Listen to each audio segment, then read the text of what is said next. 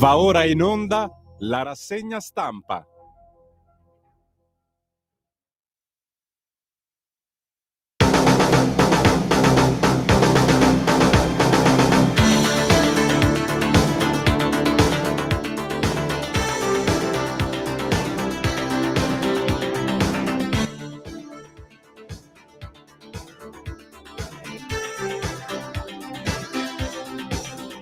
I was tramping up and down, all around from town to town, meeting people of every kind.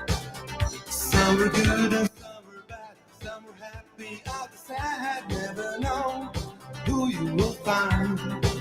I never met people like my friends from Wonderland. Such a crazy band like my friends from Wonderland. People from Ibiza, oh people from Ibiza, boys from Wonderland. People from Ibiza, oh people from Ibiza, girls from Wonderland.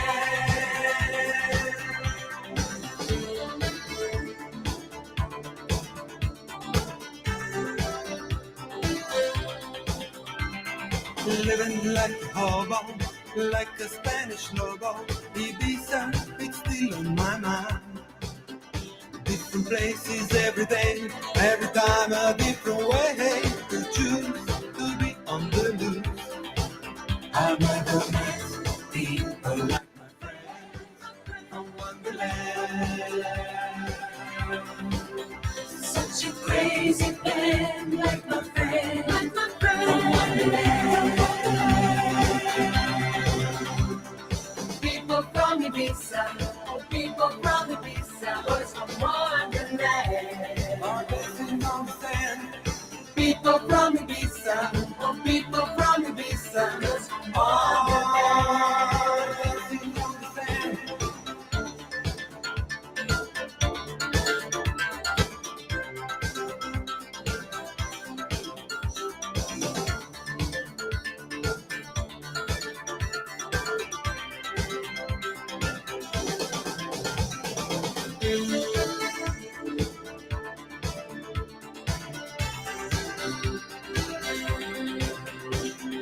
People from Ibiza, oh people from Ibiza, boys from Wonderland. People from Ibiza, oh people from Ibiza, girls from Wonderland. People from Ibiza, oh people from Ibiza, boys from Wonderland.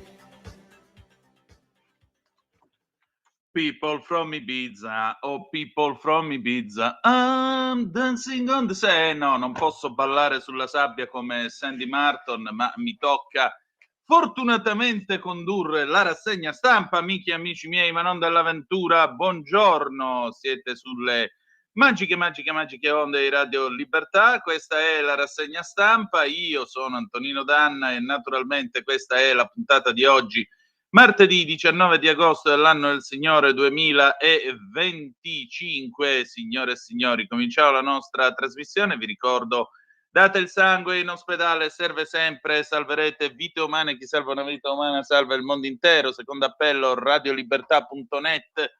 Fesso chi non lo legge, perché vi perdete un bellissimo giornale online dove ci sono i Liberamente del direttore responsabile Giovanni Sallusti, gli Auto da Fe di Giulio Cainarca, che in realtà non si chiama Auto da Fe, ce l'ha detto ieri, si chiamerà per questo periodo estivo restante Onda Libera, il ritorno dell'Onda Libera, che ricorda un po' il ritorno del morisco di Texiana Memoria. Scusate un attimo.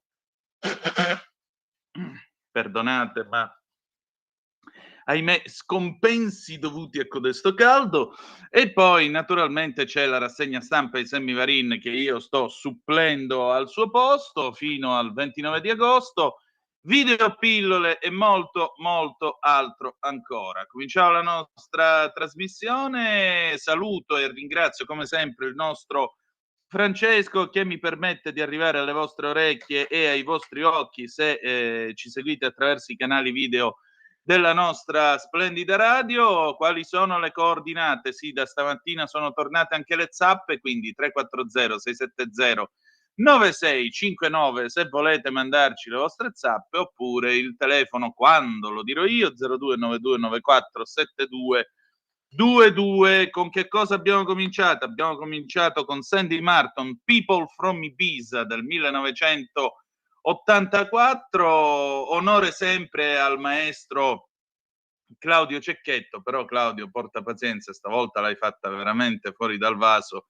Intervistato, non ricordo, forse se dal Corriere della Sera, ha avuto il coraggio di dire che i tormentoni estivi sono delle opere d'arte. Ora, io ti voglio bene, Claudio, tu hai rappresentato tanto nella vita di questo paese, hai contribuito a lanciare dei grandi talenti, uno su tutti Marco Baldini insieme al sempiterno Fiorello. Non parliamo del Nasuto Amadeus, non parliamo di Gerry Scotti, quello che vuoi tu. Però sostenere che un pezzo come People from Ibiza sia un'opera d'arte, insomma, io ci andrei un pochettino calmo calmo. Tormentone può essere riunirsi davanti al falò e cantare per l'ennesima volta le bionde trecce, gli occhi azzurri e poi le tue calzette rosse. Ma lì stiamo parlando di Mogol con Battisti. Non possiamo mettere Battisti, che nel mondo della musica italiana è Dio, non si discute, non si può discutere, con Sandy Martin, che con tutto il rispetto, però è pur sempre Sandy Martin, insomma, Claudio, dai. Ti voglio bene, però cerchiamo di non farci prendere la mano. Va bene, bella gente, che ora si è fatta? Le 8:38 minuti e 22 secondi. Cominciamo, diamo un'occhiata alle agenzie. Stamattina, secondo voi, di che cosa si può parlare se non dell'Ucraina, del colpo di ieri, che è avvenuto alla Casa Bianca, un nuovo colpo di scena, perché stavolta non c'è stata nessuna lite. Vance è stato, tra l'altro, straordinariamente zitto in questo frangente. Zelensky si è presentato con un completo nero che ha riscosso l'approvazione di Trump. Anzi, vedevo ieri sera la Fox, che come sapete è la televisione più trumpiana che esista nell'universo. La Fox diceva che a quanto pare dalla Casa Bianca, prima di questo incontro, sarebbe giunto un invito alla delegazione ucraina di far presentare Zelensky vestito con un completo che non fosse il suo solito completo militare, perché Trump a queste forme ci tiene. Quindi io sono a posto, con 372 cravatte all'attivo posso andare tranquillamente alla Casa Bianca e rappresentare questo paese, va benissimo. No, scherzi a parte, oltre a questo è venuto fuori che entro la fine di agosto ci sarà questo trilaterale Trump-Putin-Zelensky e ci sarà la pace, perché Trump ha detto chiaramente: io non voglio il cessate il fuoco, voglio che si arrivi proprio alla fine della guerra. Diamo un'occhiata allora alle agenzie. L'ANSA, Ucraina, Putin dice sì, un bilaterale con Zelensky entro agosto. Macron cauto, l'UE siede al tavolo, Merz non imporre concessioni, il presidente ucraino: entro 10 giorni gli alleati occidentali formalizzeranno le garanzie di sicurezza per noi. Oggi il Consiglio europeo, nella notte raid russi, droni di Kiev. Tennis, Sinner si ritira, sto male, Alcaraz vince a Cincinnati, Paolini KO in finale contro Swiatek. Medio Oriente, c'è il sì di Hamas, una nuova proposta di tregua, gelo USA Israele, la foto diretta dalla Camera Ardente. Bene sì, pensate, la notizia continua a essere sempre quella: Pippo Baudo continua a essere purtroppo morto. Un fiume di persone a Roma per l'omaggio a Baudo nel suo teatro. Una dolente Laura Pausini depone una corona di fiori insieme a un'altrettanto dolente Giorgia Todrani, la cantante. Andiamo all'ADN Kronos, diamo un'occhiatina anche all'ADN, ecco che si carica, forse ce la fa, forse no, vabbè, passiamo direttamente alla BBC. La BBC apre ovviamente con i commenti e, diciamo così, il dopo questo incontro internazionale alla Casa Bianca. Zelensky dice di essere pronto ai colloqui con Putin. nel momento in cui l'Europa si dice molto favorevole e apprezza le garanzie di sicurezza che vengono offerte anche dagli Stati Uniti d'America. Vedete qua il riassunto della BBC: Volodymyr Zelensky e i leader europei hanno tenuto dei colloqui con Donald Trump alla Casa Bianca sulla fine della guerra in Ucraina. Zelensky dice che i colloqui con Trump sono stati i migliori in assoluto fino ad oggi. Trump definisce i colloqui molto buoni.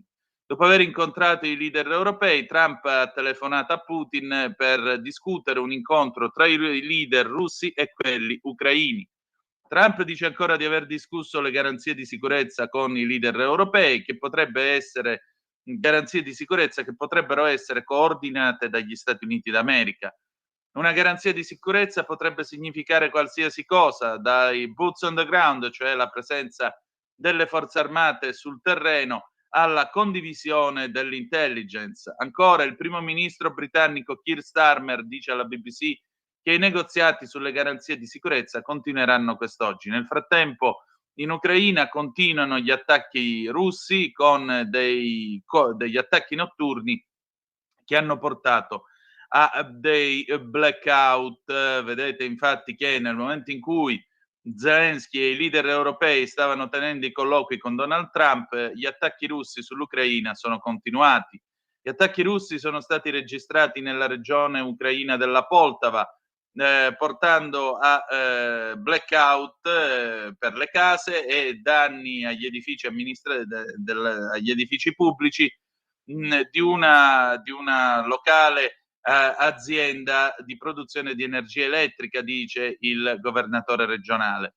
Non sono state riportate delle vittime, ma circa 1500 cittadini e 119 artigiani sono rimasti senza corrente elettrica nel distretto di Lubny, ha detto ancora il governatore della regione di Poltava.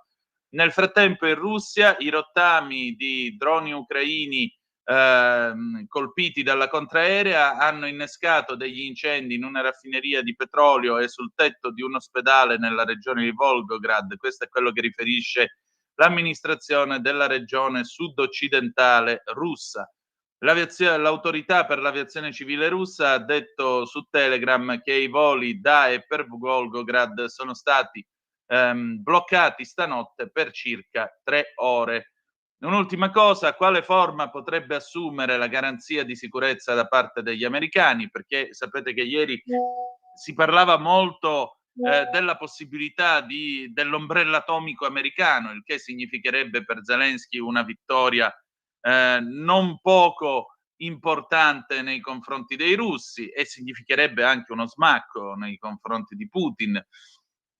E allora ne scrive Frank Gardner per la BBC da Washington: al cuore di ogni futuro accordo di pace permanente tra l'Ucraina e la Russia ci saranno alcuni tipi di garanzie di sicurezza che dovrebbero servire a impedire che la Russia attacchi l'Ucraina di nuovo. Fino ad oggi gli Stati Uniti sono stati riluttanti a prendere qualunque impegno in questa direzione, lasciando che la cosa se la sbrogliassero l'Inghilterra e la Francia con la loro cosiddetta coalizione dei volenterosi. Ma dopo i colloqui alla Casa Bianca di ieri, il presidente americano Donald Trump ha detto che queste garanzie di sicurezza potrebbero essere offerte dalle nazioni europee in coordinamento con gli Stati Uniti. E allora quali potrebbero essere queste garanzie? Ci sono più o meno 4 possibilità. Possibilità 1, i boots on the ground, cioè mandare l'esercito. La Meloni ha già detto che non manderà truppe italiane. Questo è considerato lo scenario più improbabile. Donald Trump vede questa guerra come un problema europeo. Per lui impegnarsi a mandare delle truppe sul terreno, anche il ruolo di peacekeeping in un conflitto che schifa profondamente, significherebbe prendere un impegno in più che lui non vuole assolutamente assumersi. Ancora, pattugliamenti per mare e per lo spazio aereo, nello spazio aereo ucraino. Questo è più probabile. Gli Stati Uniti hanno già operato dei voli di sorveglianza per seguire il corso della guerra, ma c'è un'enorme differenza tra un volo che non è provocatorio e che non intende sfidare nessuno per pattugliare del territorio, oppure la vigilanza marittima e uno scontro armato con una potenza nucleare come la Russia. L'intelligence aerea e via satellite degli Stati Uniti si è rivelata vitale nell'aiutare l'Ucraina a trattenere l'avanzata delle forze di invasione russe. Nel caso in cui ci fosse un accordo di pace che venisse appunto approvato da entrambe le parti, questa è un'area nella quale probabilmente gli Stati Uniti sarebbero molto felici di dare una mano. La logistica in qualunque forma, la forza di rassicurazione anglo-francese eventualmente prendesse parte appunto a questo accordo di pace, allora c'è bisogno di fornire un sacco di appoggio logistico, e questa è un'area non letale nella quale Washington in ogni caso sarebbe molto pronta a dare una mano. Per cui comunque gli americani non vogliono andare a combattere e morire per Kiev, e quello che potrebbero fare, secondo me la cosa più semplice è offrirgli i satelliti spia e buonanotte ai suonatori, dopodiché ce la dovremmo sbrogliare tutti quanti noi altri. Ok, vediamo, c'è già una zappa al 340-670-9659, ce la manda Maurizio. Come previsto, l'Europa vuole mettere cappello agli sforzi di pace di Trump dopo il nulla di 3 anni. Ognuno per il suo interesse, vedi Macron e Germania, bene al tavolo la Meloni per la rabbia dei nostri sinistri del nulla, vedremo sì, caro Maurizio, hai pienamente ragione, però gli americani mi pare che stanno mettendo loro cappello molto bene, molto, molto, molto bene, per cui vediamo un po' che cosa succederà e vediamo un po' che cosa verrà fuori. È chiaro che l'obiettivo è quello di arrivare a questo accordo finale. Bene, l'ADN Kronos, vediamo se arrivano le immagini. Ecco, ogni tanto ve lo giuro, quando aspetto che si carichi la pagina dell'ADN Kronos mi sento davvero come Marcello Giannini a 90° minuto. Ecco qua, abbiamo le immagini. ADN Kronos, Ucraina, Trump, Putin incontrerà Zelensky, chance per la pace. Sinner si ritira in finale, sto male, Alcaraz vince il torneo di Cincinnati.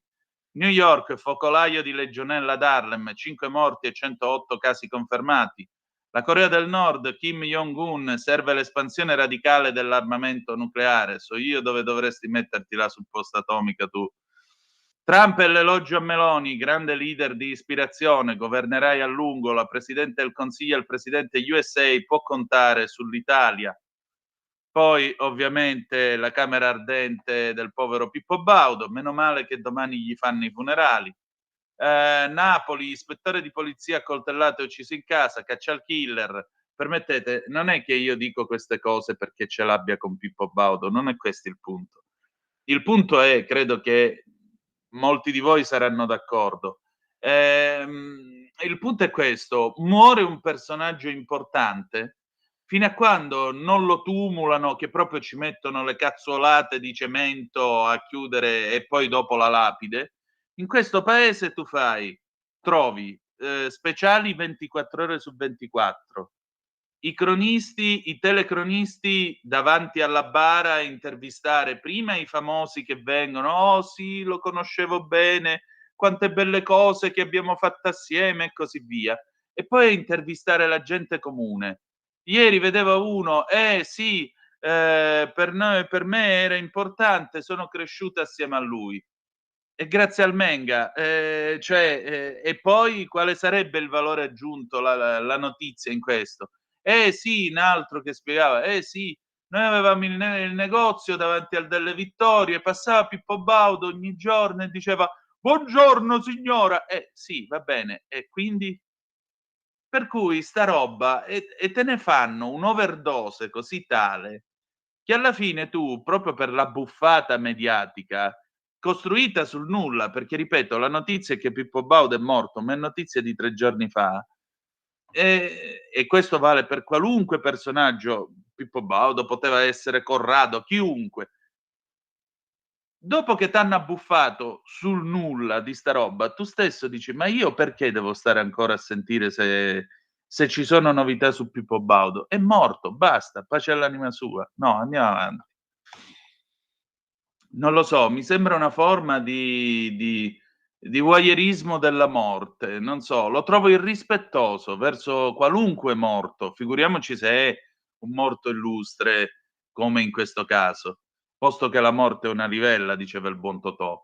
Cominciamo con le prime pagine dei quotidiani, Avvenire, il quotidiano dei vescovi, Il Fatto, in Medio Oriente Hamas accetta la proposta USA per il cessate il fuoco. Ora la parola a Netanyahu, si scoprono le carte, spiragli di pace per l'Ucraina dalla Casa Bianca, i leader parlano di giornata positiva. Poi il confronto sui dettagli del possibile accordo. Trump punta al trilaterale in tempi brevi. La linea dell'Italia, garanzie di difesa, unità europea, i punti nodali della tela di Meloni. Di spalla Italia 2050, in 25 anni calerà del 34% la popolazione in età utile, l'incognita dell'intelligenza artificiale. Meno giovani e più algoritmi, sul lavoro vigilia di terremoto. Da oggi stop alle telefonate moleste, gli operatori devono bloccarle. Ma questo è l'ennesimo titolo sulle telefonate moleste, tanto arriveranno lo stesso. Fotonotizie a centropagina, montagna, un'estate con incidenti record, limiti e fragilità dell'alta quota, Crotone arriva l'addio ai rifiuti pericolosi. Il Corriere della Sera, Casa Bianca, mitico Corrierone, Casa Bianca, il vertice con i leader europei ed ucraino, il cancelliere tedesco e Macron, cessare il fuoco. Gaza, Sidia massa al piano di tregua, Israele frena. Trump promette di aiutare Kiev, telefonata del presidente USA a Putin, Merz, entro agosto incontro tra Zelensky e lo zar. Meloni uniti per la pace. Gli scenari, Donald e Volodymyr, la giacca nera, le battute, il clima cambiato. Sì, ieri parevano degli amiconi, veramente. L'ho visto 10 minuti, mi sta venendo il diabete. Visto da Mosca, l'attesa russa, l'avvertimento ai paesi NATO, la linea italiana, la Premier e la mediazione tra i leader UE, l'intervista a Bremer, la presenza degli europei fa la differenza. Possiamo dirlo, l'Italia ha fatto la sua parte in questa vicenda e devo dire per un paese del quale io ricordo le risatine di Merkel e Sarkozy, quella roba io finché campo me la ricorderò. Ecco, ieri la Meloni sedeva a sinistra di come si chiama, di Trump, e poi alla sua sinistra aveva Merz, cioè il cancelliere tedesco, tanto per dire. Di spalla, Genova, indagati i carabinieri, c'è un altro morto, l'uso del taser diventa un caso, oggi il riesame sul clan Moccia, un giorno importante nella lotta contro i boss. La fotonotizia a centropagina, la finale di Cincinnati con Alcaraz, il campione rivela stavo male da ieri, non riesco a muovermi, Sinner si ritira dopo 5 game. De Martino, rubato mio video intimo, online immagini con la fidanzata, sarebbe stata hackerata la telecamera di sicurezza. Il mondo dello spettacolo, tanti cittadini comuni, rose, lacrime, il saluto a Pippo del suo popolo. E poi una cosa che mi fa veramente dispiacere, Carlo Verdone intervistato da Candida Morvillo, non ci sono più i miei personaggi. Che brutta Italia che siamo diventati. Infrastrutture, il ponte sullo stretto, hub strategico, il Fatto Quotidiano, effetto Alaska, l'ucraino accetta di trattare senza tregua, Trump cede a Zelensky, ora vedremo Putin, gli europei si spaccano, non parlano più di truppe, vittorie e territori, ma solo di sicurezza, Macron e Merz, cessate il fuoco. Il giornale, la svolta buona a un passo dal miracolo. Alla Casa Bianca disgelo tra Trump e Zelensky, tra noi il miglior incontro finora. Donald ottimista, una chance per la pace, poi chiama Putin per il trilaterale. I leader europei finalmente uniti, giornata storica, tensione sul cessate il fuoco. Vedete la fotonotizia con la stretta di mano tra Trump e Zelensky con il suo completo nero, però senza la cravatta. Quanto mi fa incazzare senza la cravatta. Finale al Master 1000 di Cincinnati, Sinner, ritiro shock, non sto in piedi. Vince Alcaraz, Yannick forfait dopo 23 minuti sullo 0,5, mi sentivo già male. Mario Cipollini, immenso Cipollini, in bici sei solo, rischiai la vita a 13 anni, l'intervista di Oara Borselli a pagina 17. E Feltri giustamente dice a pagina 20, per il ponte, ora o mai. Più L'intervista a Tajani, accordo unanime sulla nostra proposta per Kiev. Il Tempo, prove di pace all'italiana, alla Casa Bianca il vertice USA Europa con Zelensky, Meloni incassa il sì alla proposta sull'articolo 5. Trump loda, grande leader, fonte di ispirazione, ma non c'è intesa tra i big sul cessate il fuoco. Merz e Macron, serve, Donald non è necessario. L'ex generale Tricarico, missione ucraina perché Roma avrà un ruolo importante nel piano di sicurezza.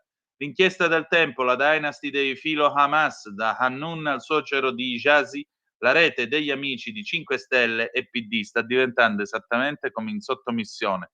Ecco, consiglio di lettura.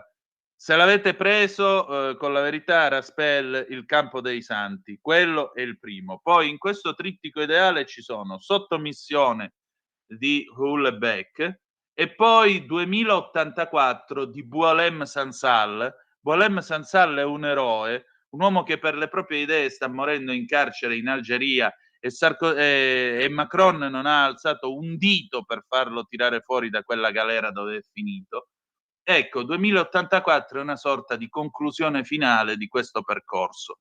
Vi ripeto, il campo dei santi, sottomissione 2084 di Boualem Sansal, che ribadisco essere un eroe. Andiamo avanti, intervista a Fiamma Nirenstein, è in atto uno tsunami antisemita, dalla sinistra accuse senza vergogna, flop in Toscana, Calenda e la paura di Renzi, salta la tenda riformista, emergenza sanità, l'allarme dopo la morte di una 23enne il 3 agosto a Fregene, tardivo l'arrivo dell'ambulanza, Roma maglia nera per i defibrillatori, nell'intero comune ce ne sono solo 63. Tragedia a Lecce, romano 42enne in vacanza in Puglia, ucciso da fulmine mentre era in moto.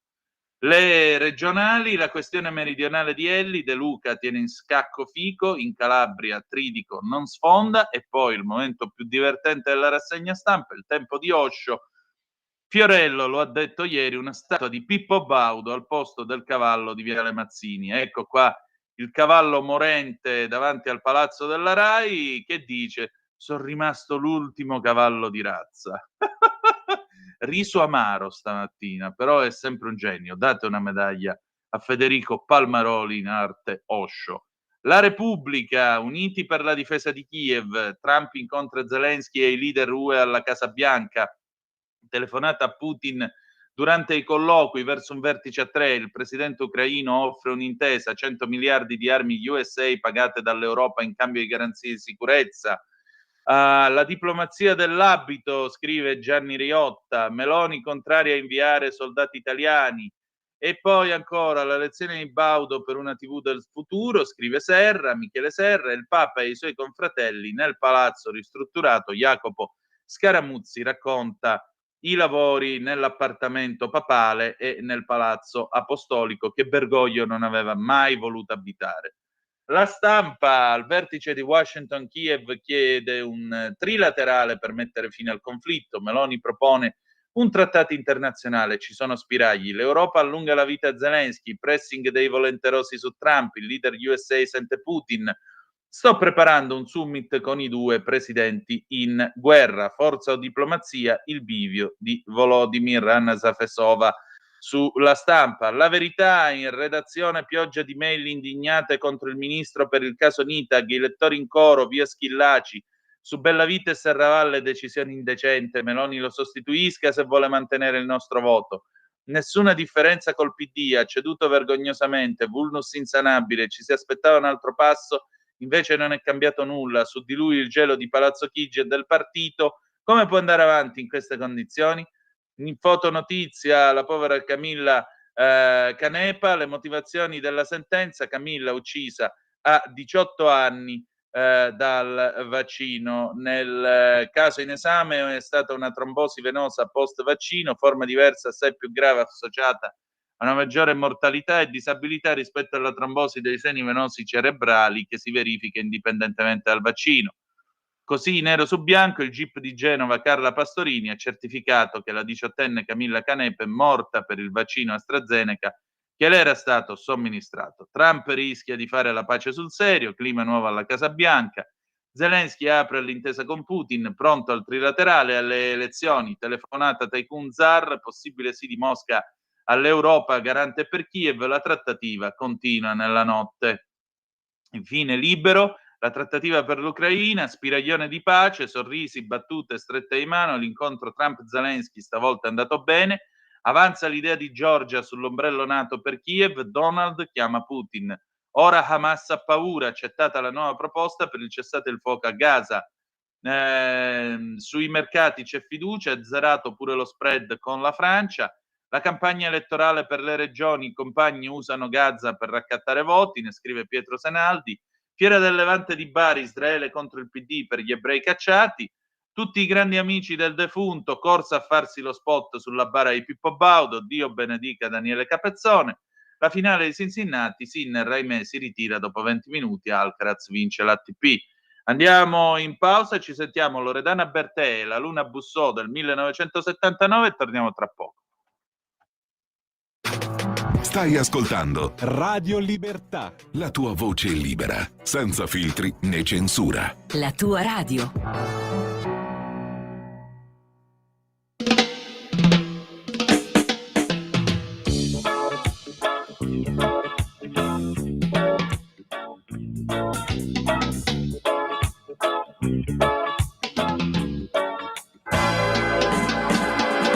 E la luna bussò alle porte del buio. Fammi entrare, lui rispose di no. E la luna bussò dove c'era il silenzio. Ma una voce sbagliata disse non è più tempo. Quindi spalancò le finestre del vento e se ne andò a cercare un po' più là qualche cosa da fare. Dopo avere pianto un po' per un altro no, per un altro no, che le disse il mare, che le disse il mare.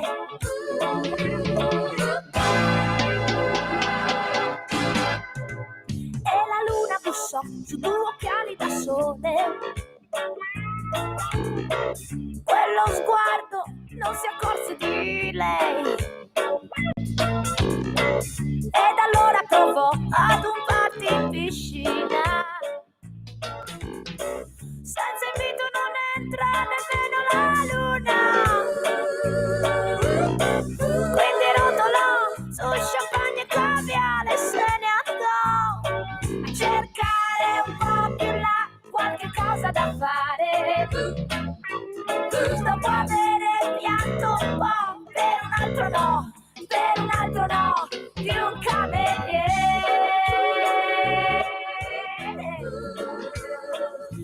Allora giù, quasi per caso,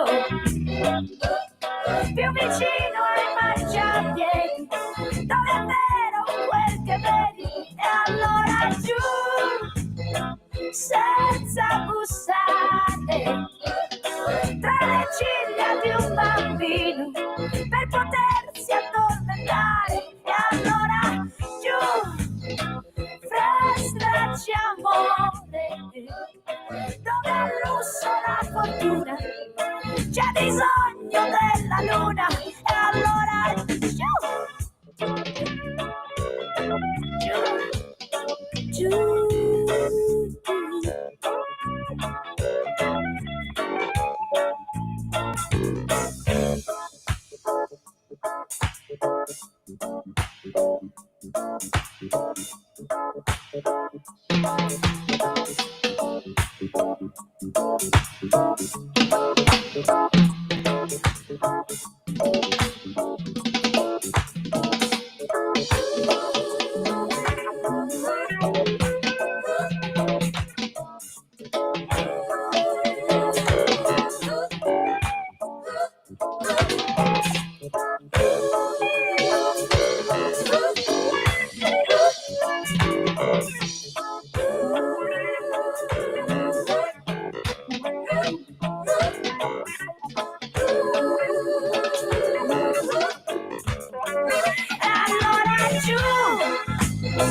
Quasi per caso, più vicino ai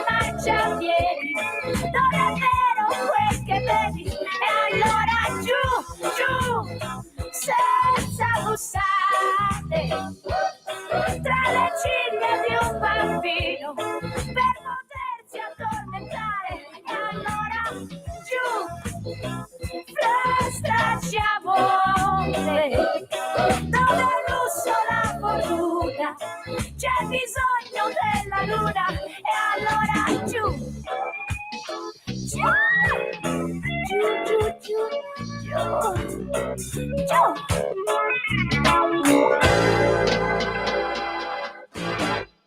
C'è poco da fare, Loredana Bertè, non perché è paesana mia, ma Loredana Bertè è sempre stata tanta roba. Qua eravamo nel 1979 con E la luna bussò, grandissimo pezzo, che però io quando lo ascolto ammetto che mi riporta a un film girato nell'estate degli anni 80, precisamente nell'87, che molti di voi ricorderanno, un film interpretato, porca puttana, da Lino Banfi, il commissario Logatto. Ecco, io mi sento, ve lo dico, quando io sento sto pezzo, io mi sento un po' il commissario Logatto col suo Panama, il suo vestito tre pezzi in quel caldo porco di Favignana, in piena estate nel 1987, con l'agente Gridelli che ha il falcone della Guzzi col sidecar e gli dice ci hanno mandato l'autopattuglia e me la chiami autopattuglia sto cesso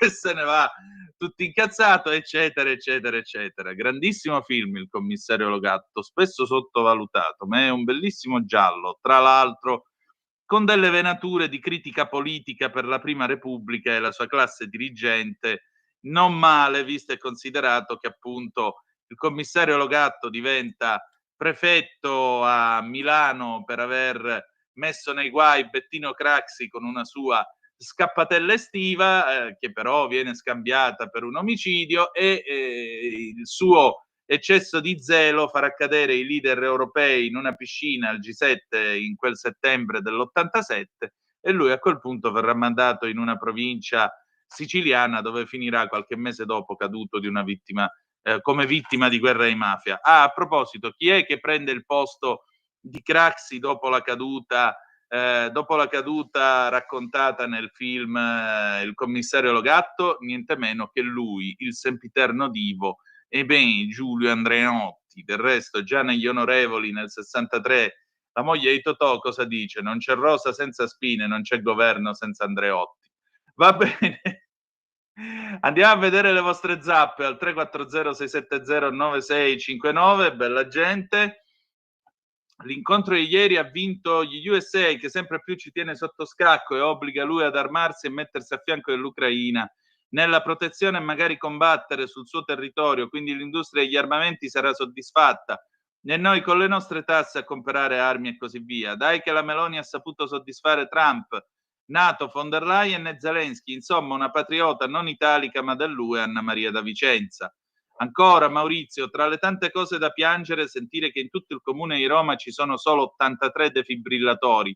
Lavorandoci mi fa dire che fondi merita Roma e a Mauri, però se tagliamo i fondi poi altri defibrillatori non ne pigliano.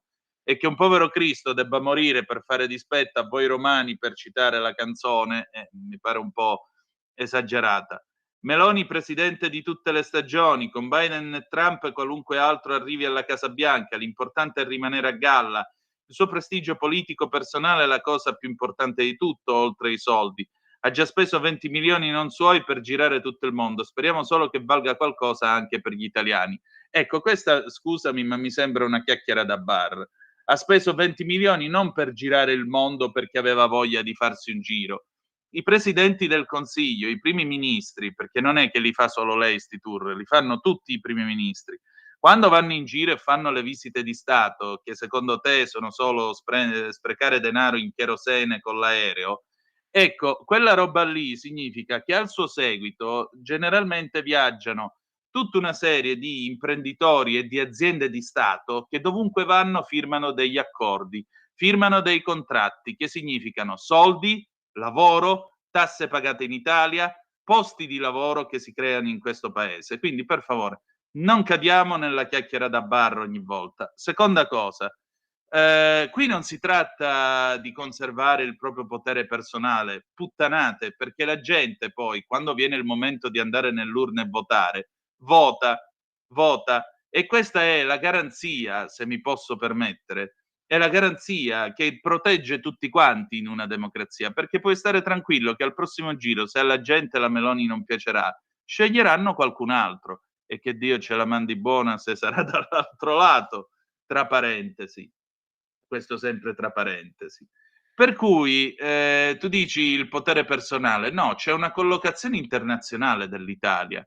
L'Italia il 18 aprile del 1948, e che Dio benedica Alcide De Gasperi, ha scelto la posizione atlantista e occidentale. E questo significa dobbiamo restare in questa posizione, perché questa è la posizione che abbiamo scelto. D'altronde non siamo in grado di fare il paese non allineato.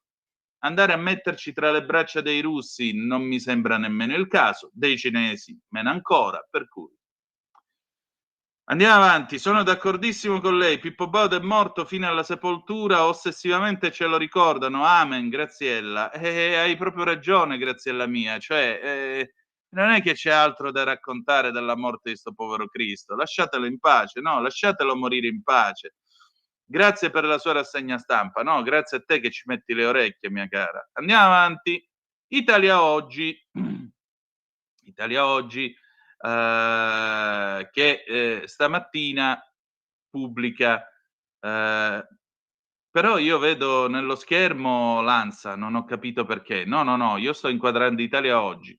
Allora, stavo dicendo, Italia Oggi, prima pagina del quotidiano diretto da Pierluigi Magnaschi. Al 5 agosto sono stati riscossi 1 miliardo e 200 milioni di euro.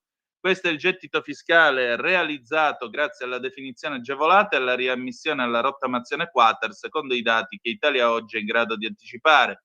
Stellato a pagina 20. Ancora, Cominelli a pagina 5, in Alaska il presidente USA ci ha rimesso le penne, molto bella la vignetta, c'è Trump in posizione alla foca che batte le mani con Putin che gli allunga il pesciolino. Orsi e Tori, signor Palenzona su Mediobanca di Paolo Panerai, corsa ai diritti, YouTube entra a gamba tesa per assicurarsi gli Oscar. Il Ministero dell'Istruzione al via i campus scuola impresa, sono 54, finanziati con oltre 40 milioni di euro. Alessandra Ricciardi a pagina 28. E poi Carlo Valentini a pagina 10. Il Verde Bonelli litiga coi suoi verdi a Bologna, finisce per mettere in difficoltà il campo largo. Ecco qua, provo a sì, ecco, riattacco, tac. Vediamo se adesso torna a sì, dovrebbe funzionare adesso la condivisione, così vedete di nuovo. Eccola qua, Italia Oggi, ecco, va molto meglio così. E abbiamo Carlo Valentini a pagina 10, il Verde Bonelli litiga coi suoi verdi a Bologna, finisce per mettere in difficoltà il campo largo. E poi il diritto e rovescio dell'implacabile direttore di Italia Oggi Pierluigi Magnaschi. Ho chiesto a Gemini, l'intelligenza artificiale di Google, di raccontare una barzelletta su Gesù e mi ha risposto: Gesù sta camminando sulla spiaggia con un discepolo.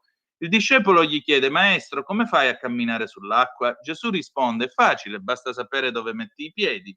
Il discepolo eccitato corre verso l'acqua e affonda subito, si alza tossendo e grida: maestro, non ci riesco. Perché? Gesù scrolla le spalle e dice: io so dove sono le pietre. Allora gli ho chiesto una barzelletta su Maometto e mi ha risposto: mi dispiace, ma non posso raccontare barzellette su Maometto o altre figure religiose. Il mio obiettivo è essere utile e innocuo, e scherzare su argomenti così delicati potrebbe offendere o mancare di rispetto. Ho provato con ChatGPT e il risultato è stato identico. C'è qualcosa che non quadra? Sì, certo che c'è qualcosa che non quadra, la sottomissione. Quindi Maometto è una figura religiosa, Gesù evidentemente no, quindi si può raccontare una barzelletta su di lui, perché tanto mica ti vengono ad accoltellare i cattolici.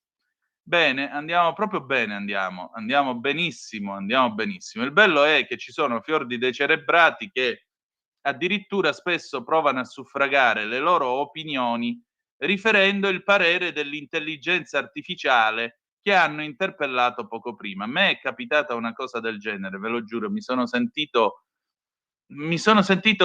Franco Battiato diceva: io mi voglio sentire cretino guardando delle persone più intelligenti di me. Ecco, non avviene. ero su questo gruppo Facebook, non dirò quale, si stava discutendo di alcune cose. A un certo punto uno piglia, posta una spataffiata di testo e sottoscrive: "Ecco, virgola, come vedete anche ChatGPT la pensa come me". Cioè, l'inanità delle tue idee è tale che tu hai bisogno che una macchinetta che lavora sulla base di dati statistici, perché questa è l'intelligenza artificiale, è una macchina che setaccia sulla base di dati statistici. Tu hai bisogno di una macchinetta artificiale che conforti il tuo pensiero, perché tu i cabasisi di pigliare un libro, discutere la tua posizione, informarti, non li hai. Basta la macchinetta, gli scrivi: tu che ne pensi?" Così: "Ah, e allora va bene, lo penso anch'io." Che società di imbecilli stiamo preparando. Vabbè. Siamo sul Corriere della Sera, pagina 5, cominciamo allora a parlare di Ucraina. Donald cerca la settima pace, evita gli scontri, attacca Biden. Nello studio ovale schivate le domande scomode, allo studio il meccanismo di difesa. Trump rimane fiducioso sulla possibilità di un accordo, ricorda di aver già messo fine a 6 conflitti dimenticando Gaza. I leader europei arrivati a Washington per sostenere Zelensky ed evitare di sentirsi ancora una volta dire che non ha le carte, devono aver seguito un corso accelerato di adulazione dell'entourage del presidente. Si sono tutti profusi in ringraziamenti ed elogi per il ruolo fin qui giocato da Trump. Solo Merz e Macron hanno leggermente deviato dai binari della liturgia predisposta, tornando a chiedere quel cessate il fuoco preventivo auspicato fino a venerdì anche da Trump, che poi ci ha ripensato.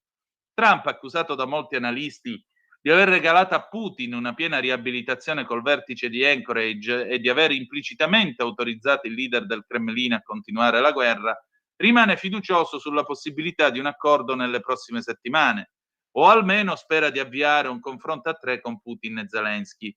Per molti una possibilità che rimane remota, perché Putin non considera Zelensky un leader legittimo, visto che le elezioni sono state rinviate causa guerra, mentre il presidente ucraino, anche volendo, non potrebbe fare concessioni territoriali formali, dato che la Costituzione del suo paese prevede che ogni ipotesi di modifica dei confini venga votata dal popolo in un referendum.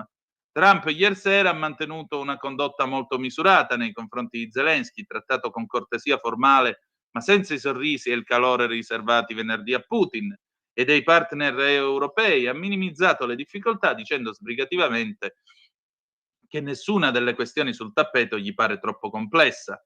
Il presidente ha puntato sulle garanzie di sicurezza da dare all'Ucraina, accantonando il nodo della cessione dei territori occupati, rinviato alla trattativa successiva. Apparentemente Trump ha lavorato molto su questo, concordando con gli europei un'architettura di difesa dell'Ucraina sul modello dell'articolo 5 del Patto Atlantico, basata su forza di terra dei paesi europei della coalizione dei volenterosi, mentre gli Stati Uniti fornirebbero la protezione nei cieli da missili, droni, bombardieri. Una soluzione che pare accettata da Putin e che starebbe bene anche a Zelensky, ma c'è molto da lavorare per definire meccanismi credibili di intervento. È possibile che su questa base Trump riesca ad aprire una strada a un accordo o almeno a un triangolare con i presidenti di Russia e Ucraina? Ci sta provando e ne sta parlando col capo del Cremlino. Se non riuscirà, la sua via d'uscita evidente, già dalle cose dette ieri, sarà quella di scaricare la responsabilità dell'insuccesso sull'ostinazione delle parti in lotta.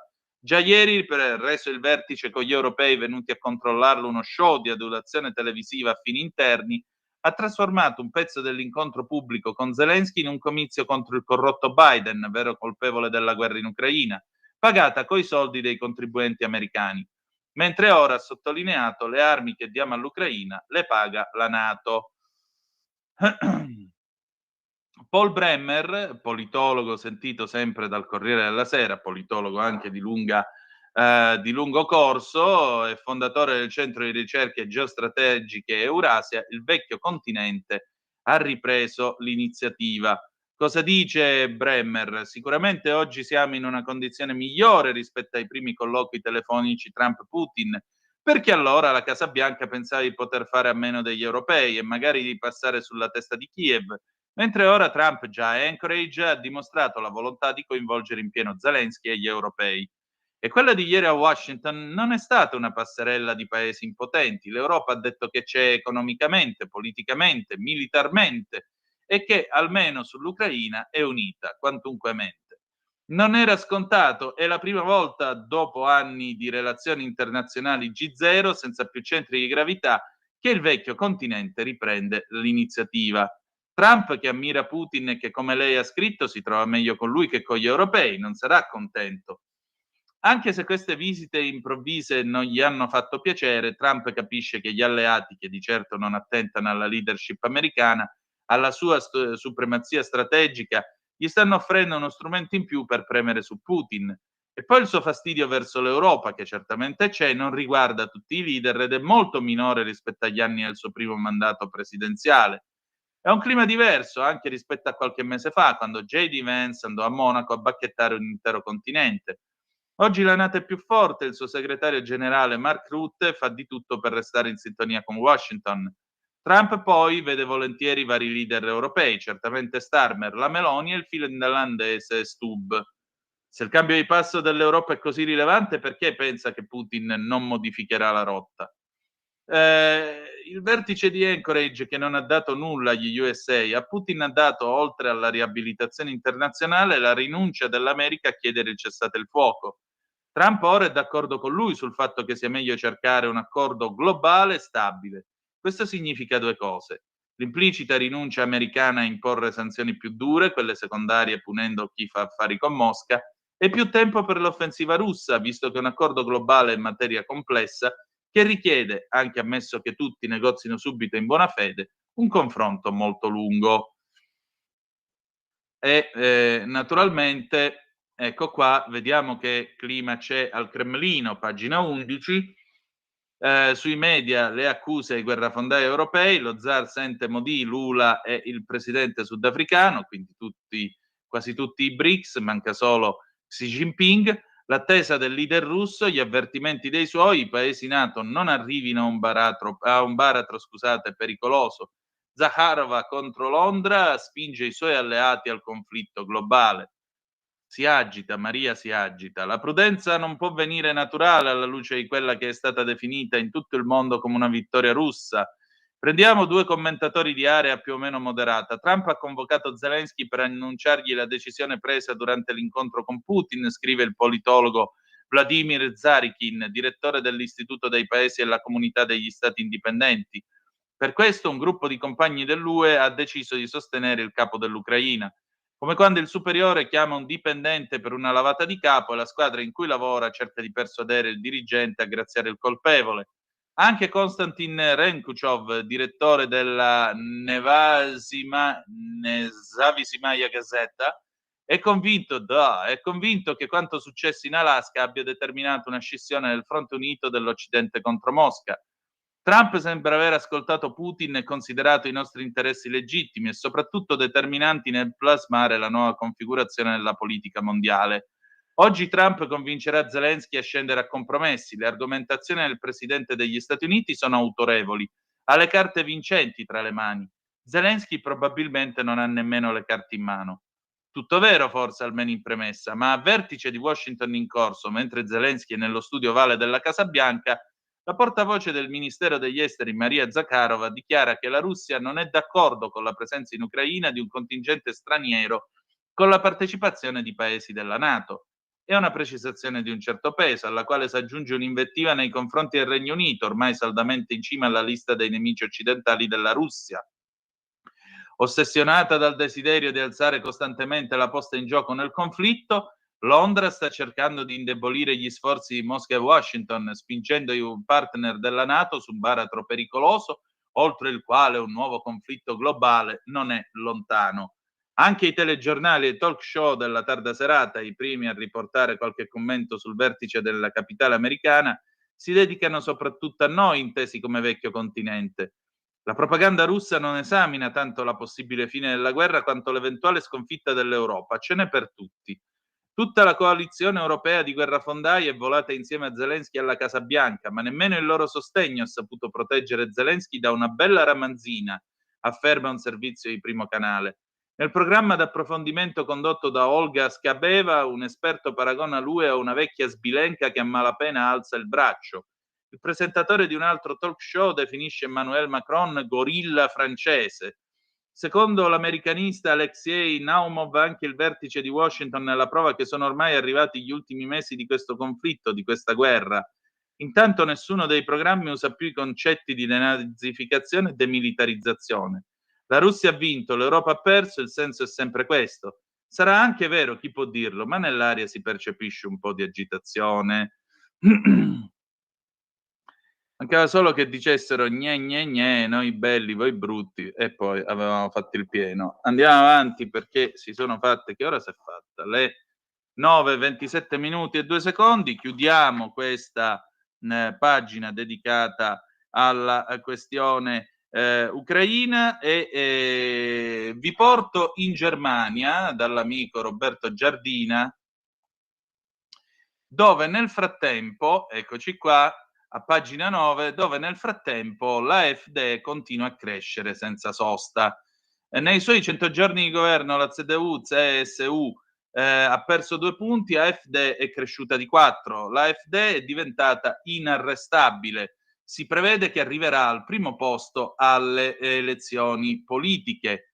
Eccoci qua, nel 2026 si voterà a Berlino, in 2 Länder dell'Est, la Sassonia-Anhalt e il Mecklenburg, 2 all'Ovest, in Renania-Palatinato, e nel Baden-Württemberg, la regione più ricca dopo la Baviera. L'AfD conquista voti, scrive Roberto Giardina, anche in quelle che erano le roccaforti dell'SPD e dei socialdemocratici. Che fare? Nelle regioni, se le previsioni saranno confermate, sarà quasi impossibile formare un governo se non con un'ammucchiata di tutti gli altri partiti. Una coalizione di convenienza che non sarà in grado di funzionare, bloccando ogni possibile riforma. Il 47% ritiene che in nessun caso i cristiano-democratici dovrebbero collaborare con l'AfD. Il 40% è invece favorevole, contrario al Brandmauer, il muro antincendio, l'isolamento del partito estremista da chiudere in un ghetto o addirittura da vietare, una scelta impossibile. L'AfD alle ultime elezioni del 23 febbraio ha ricevuto oltre 14 milioni di voti. Merz ha voluto riconquistare un ruolo di leader per la Germania, dedicandosi alla politica estera, ha accompagnato Zelensky all'incontro con Trump alla Casa Bianca. Ma i tedeschi rimangono scettici, il cancelliere non è riuscito a invertire la tendenza e far uscire la Germania dalla crisi economica. Invece di infondere ottimismo, i suoi ministri spaventano gli elettori. Nella Sonntagsinterview, l'intervista d'estate, ogni domenica sull'ARD, il primo canale pubblico, Lars Klingbeil, vice cancelliere e leader dei socialdemocratici al governo insieme con Merz, ha annunciato che sarà inevitabile aumentare le tasse per i contribuenti più fortunati. Ma l'intervistatore non ha posto la domanda: da quale fascia di reddito? In altre occasioni i politici dell'SPD avevano indicato da 60.000 euro all'ordo, meno di 3.000 per un celibe, meno di 4.000 per chi è sposato con figli, cioè quanto guadagna un operaio specializzato alla catena di montaggio della Volkswagen. Si colpisce il ceto medio, quello che dovrebbe votare per la CDU, CSU o l'SPD. Nell'intervista parallela di domenica sulla ZDF, il secondo canale pubblico, Arjan van Aken, 64 anni, leader della Linke, si è dimostrato più realista. Inutile parlare di tasse sui ricchi, non hanno mai funzionato. Un'ora dopo i milionari hanno portato il loro capitale all'estero. I tedeschi oggi si sentono più poveri. Un reddito di 4.000 euro è già sopra la media, ma una normale famiglia deve stare attenta ai conti. Tutto è aumentato, soprattutto per i generi alimentari e le spese per la casa. Milioni sono in vacanza, ma parecchi sono restati in Germania. Sul lago di Garda lamentano la scomparsa dei tedeschi. In queste settimane Berlino negli anni scorsi si svuotava, finalmente trovavo parcheggio facilmente. Domenica, occhio, mi è sembrato che nella zona dove abito alcuni dei miei vicini non fossero partiti. Andiamo male, andiamo. Pausa, i Gibson Brother, Cuba 1979. Quiero bailar la salsa. Stai ascoltando Radio Libertà, la tua voce libera, senza filtri né censure, la tua radio.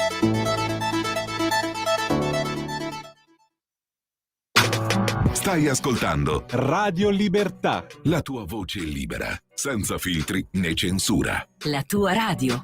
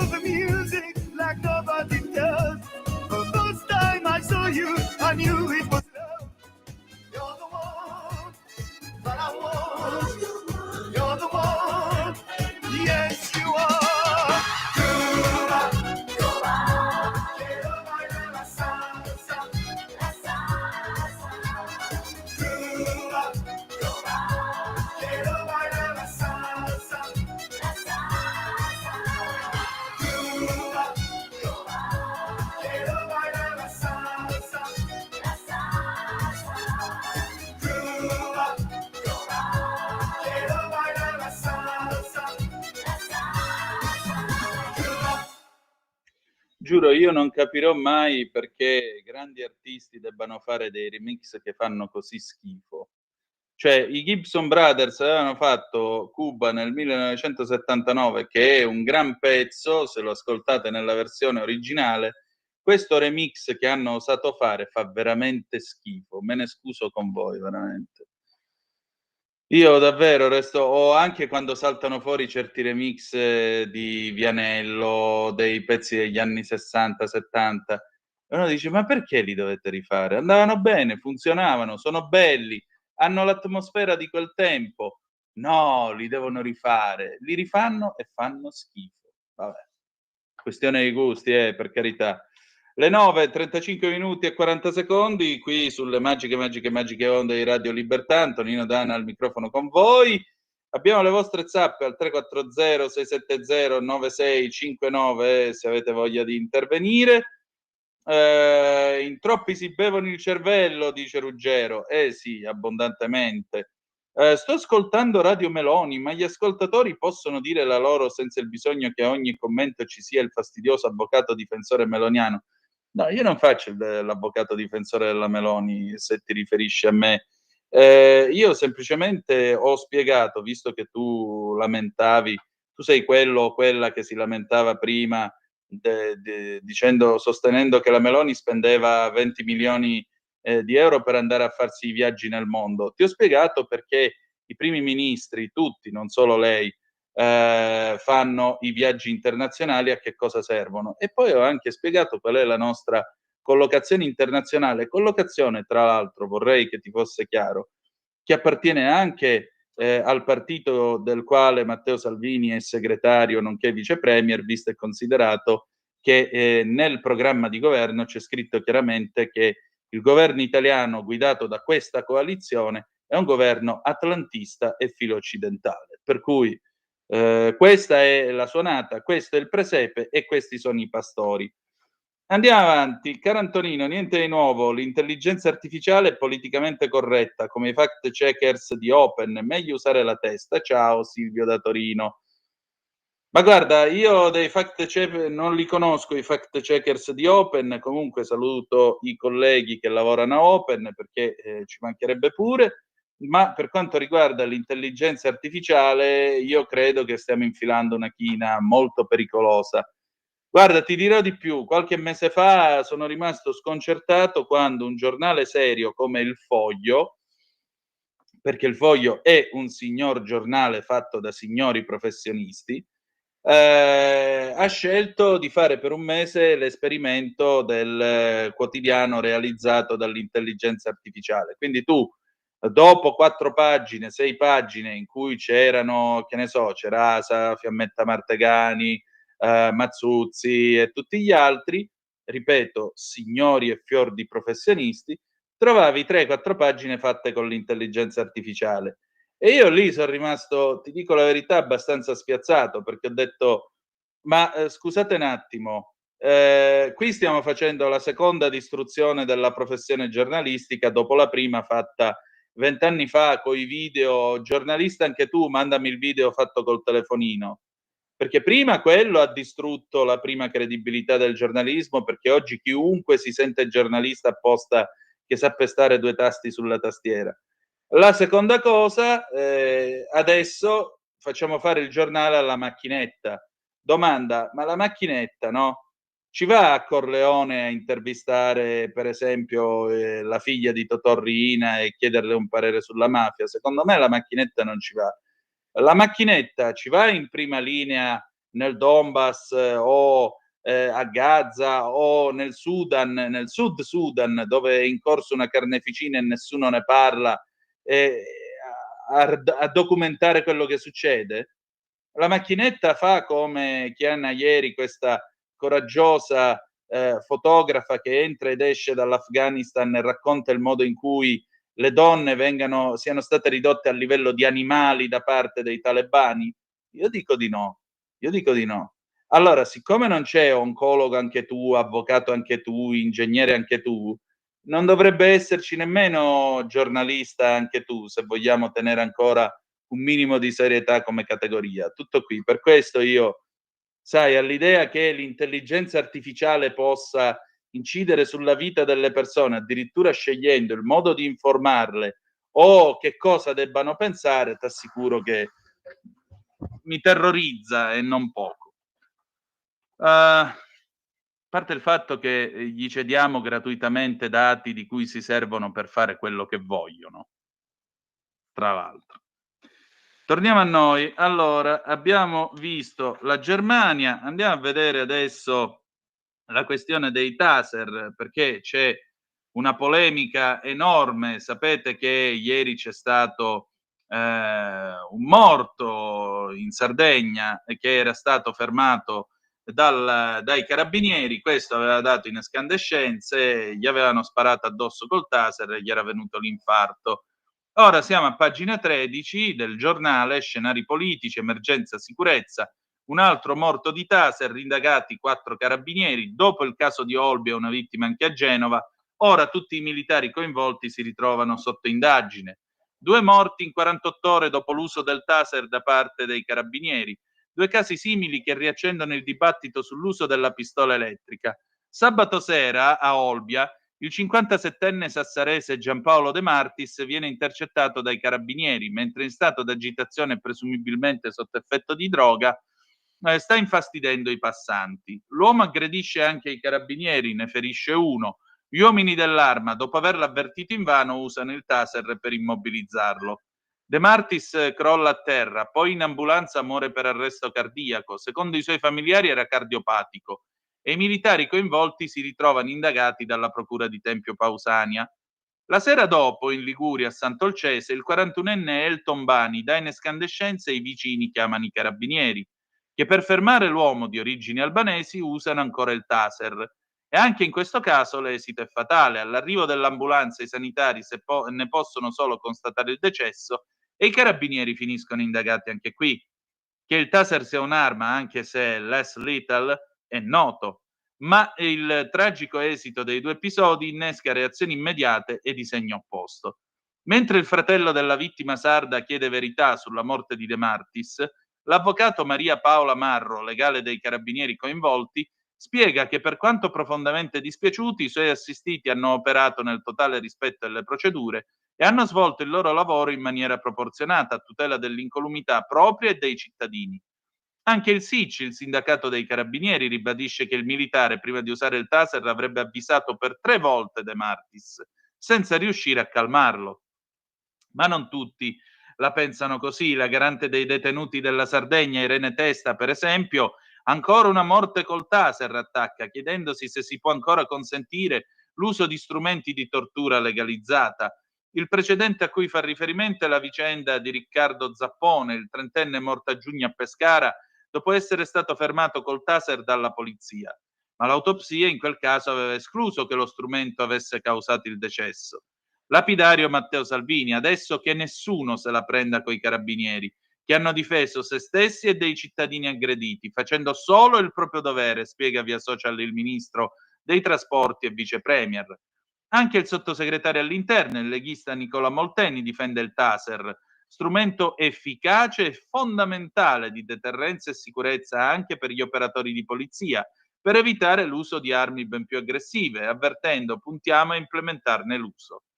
La gara nazionale venne vinta a luglio di 4 anni fa dalla statunitense Axon, che si è occupata così della fornitura di 4.482 taser modello X2 alle forze dell'ordine italiane. E nel protocollo d'utilizzo dell'arma si invitano gli agenti ad avvertire l'obiettivo prima di sparare e di farlo con ogni cautela, evitandone l'uso quando vi siano rischi di incendio o caduta o contro persone fragili o cardiopatiche. Il problema ovviamente è che non sempre è facile, per usare un eufemismo, conoscere le condizioni mediche di qualcuno che costituisce una potenziale minaccia. Così appunto la doppia morte per taser del fine settimana accende le polemiche. E se Stefano Paoloni del sindacato di polizia SAP invita a non strumentalizzare lo strumento che sta dando ottimi risultati, il deputato di Alleanza Verdi e Sinistra Filiberto Zaratti ringhia: Salvini e la Lega possono strillare quanto vogliono, ma è evidente che esiste un problema con questo strumento che va bloccato. E quindi che fanno? Vanno e gli recitano le poesie, vanno e gli chiedono Scusi, lei è cardiopatico, a uno che in quel momento magari è strafatto di coca, che poi scusate, che io sappia, quando tu prendi la coca, è chiaro che è uno stimolante ed è chiaro che il cuore ti va a 1000. Cioè sei cardiopatico e pigli la coca? Così, punto di domanda. Lo lascio alla vostra prudente valutazione. 340 670 9659. C'è un'intervista a Letizia Moratti sui campi nomadi, perché naturalmente i minori presi alla guida, 2 nuovi casi, Pistoia fermata un'auto con 6 ragazzini a bordo, a Trento una BMW a un quindicenne.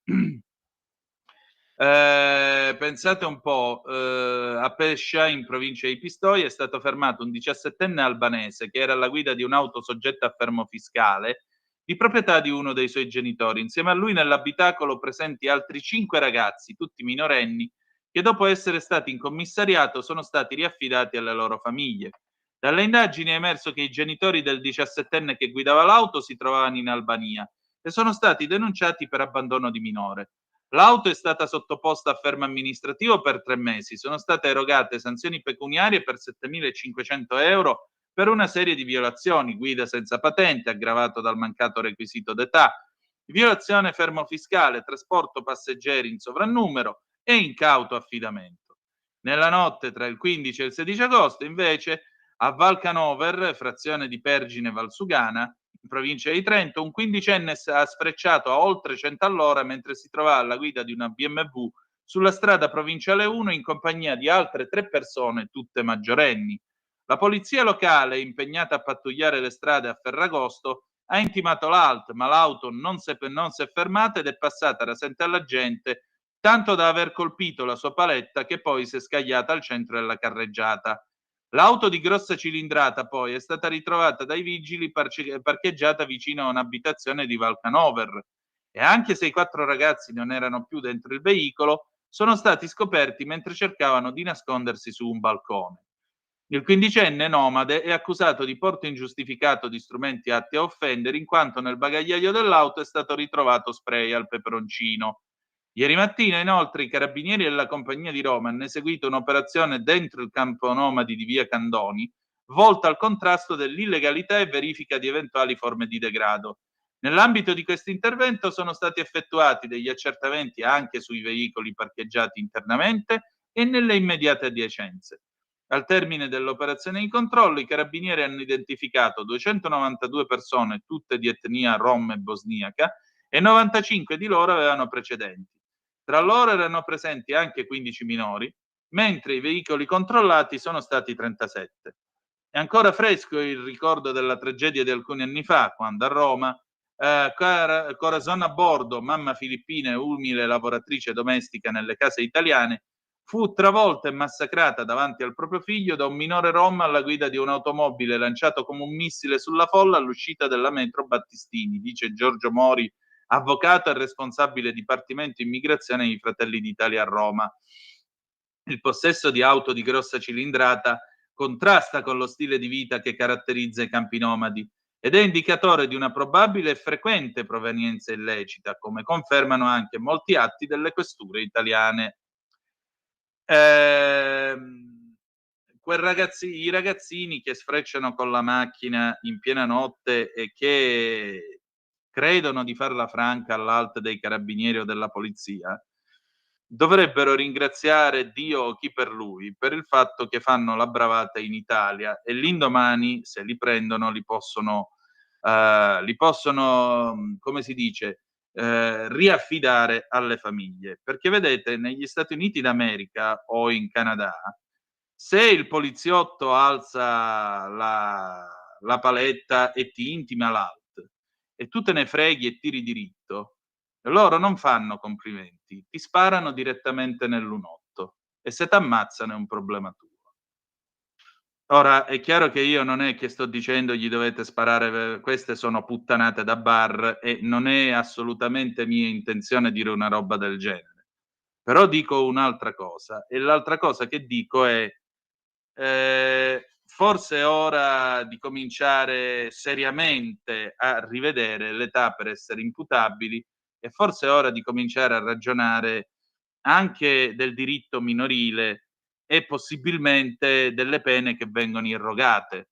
Perché uno a 15 anni che sfreccia con la macchina e dietro c'ha lo spray al peperoncino, non è soggetto che tu puoi andare a rifilare, per usare un'espressione dell'amico Max Del Papa, alla comunità del prete sociale. Almeno secondo me è già uno molto sveglio, molto esperto, per dirla alla calabra, molto furbo, con la testa che gli ragiona da adulto, e non so fino a che punto la ramanzina del giudice, il riaffidamento ai genitori e tutte queste robe qua possano servire a qualcosa. Tutto qua. Letizia Moratti commenta la questione appunto dei campi rom e commenta soprattutto la morte della signora messa sotto da quei 4 ragazzini rom che avevano preso questa macchina di alcuni turisti francesi e nel quartiere del Grattosoglio l'avevano letteralmente falciata. Cosa prova? No, questa è una domanda che io mi rifiuto di leggere. Non si può chiedere a una persona che cosa prova, non è giornalismo. Scusate, non lo trovo giornalistico. Andiamo alla domanda successiva. Come pensa che si possano risolvere situazioni di questo genere? Da sindaco avevo promosso intorno al 2007 un patto di legalità e socialità dei campi nomadi. Avevo percepito che c'era una grandissima paura degli abitanti che vi abitavano vicino per problemi di gravissima illegalità. Bambini mandati a rubare, scippi, intimidazioni, con episodi di violenza anche nelle proprie case. Il patto riguardava solo i bambini o intere famiglie? Prevedeva una serie di norme per i capifamiglia che garantivano convivenza civile, igiene, istruzione obbligatoria, percorsi di accompagnamento sociale per le persone o nuclei familiari coinvolti. Si chiedeva l'impegno a rispettare delle regole, quindi la scolarizzazione dei figli, l'attività lavorativa, l'assenza di attività illecite, la pulizia dell'area. Il mancato riscontro poteva comportare sanzioni come l'allontanamento dal campo. Ha incontrato ostacoli? Il progetto venne incluso nei presidi sociali che avevamo istituito all'interno del piano elaborato col ministro dell'Interno, Roberto Maroni.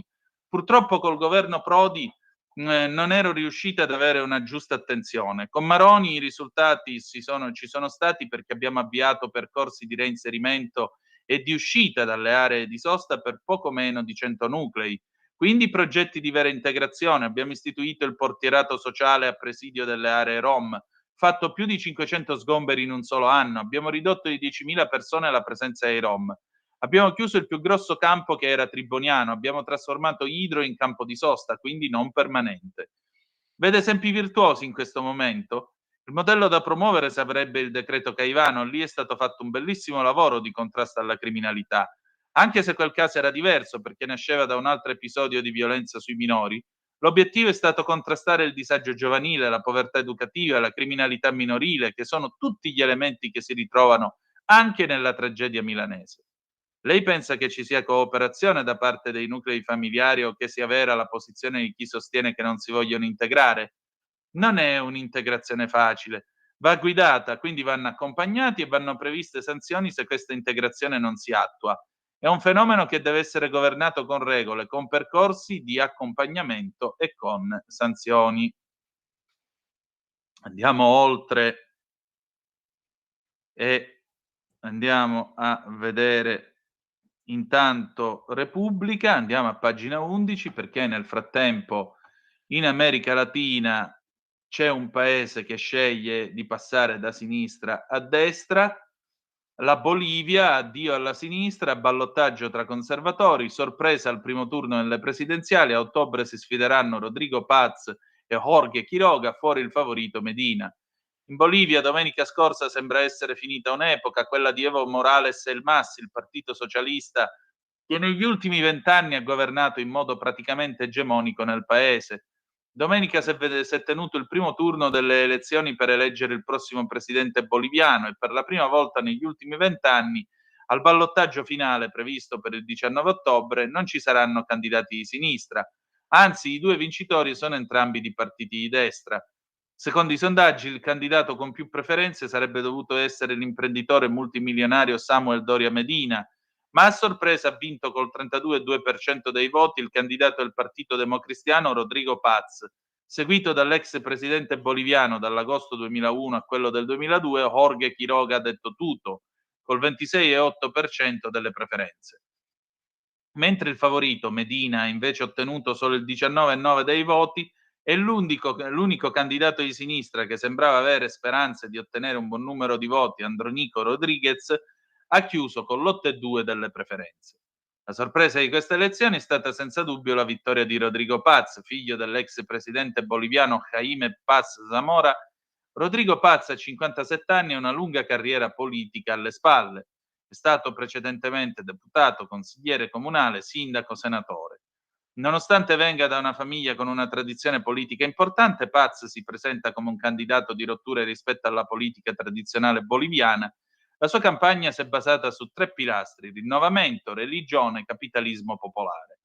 A ottobre Paz competerà contro Jorge Tuto Quiroga, 65 anni, ex presidente, candidato dell'Alleanza Libertà di Democrazia. È un politico di destra e conservatore. In caso di vittoria punta sull'apertura economica, sui mercati internazionali, sul controllo della spesa pubblica e modernizzazione dello Stato.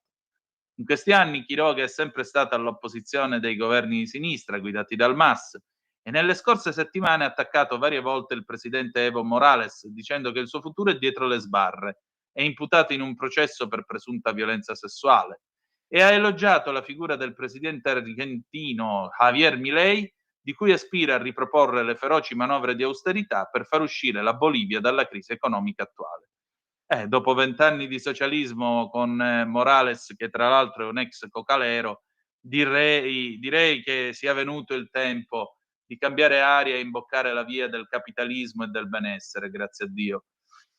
Cavolo, dovunque ci sono questi, povertà, miseria e morte, veramente, ha ragione Berlusconi, terrore, miseria e morte.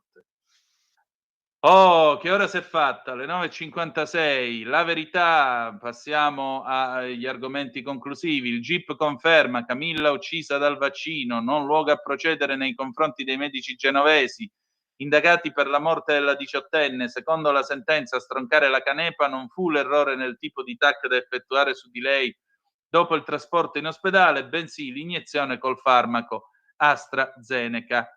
Ora che si conoscono le motivazioni del proscioglimento del primario e dei sanitari in servizio all'ospedale di Lavagna tra il 3 e il 5 giugno del 21, sappiamo che nessun dubbio permane sul decesso della povera Camilla. Sulla base degli elementi evidenziati, che possono riconoscersi non in oggetto di contestazione in giudizio, deve affermarsi accertato che la causa della morte di Camilla Canepa sia stata trombosi venosa post vaccino, VIT, scrive il GIP. La giovane studentessa di Sestri Levante aveva ricevuto quell'unica dose in uno degli Open Day organizzati dalla Regione Liguria il 25 maggio del 21. Il 3 giugno si era presentata all'ospedale di Lavagna con un fortissimo mal di testa e fotosensibilità. Venne dimessa con le piastrine che continuavano a scendere e quando 2 giorni dopo tornò al pronto soccorso versava in condizioni disperate. Trasferita al San Martino di Genova, era deceduta l'11 di giugno. I genitori, che avevano sempre sostenuto che la figlia non aveva patologie e non prendeva farmaci.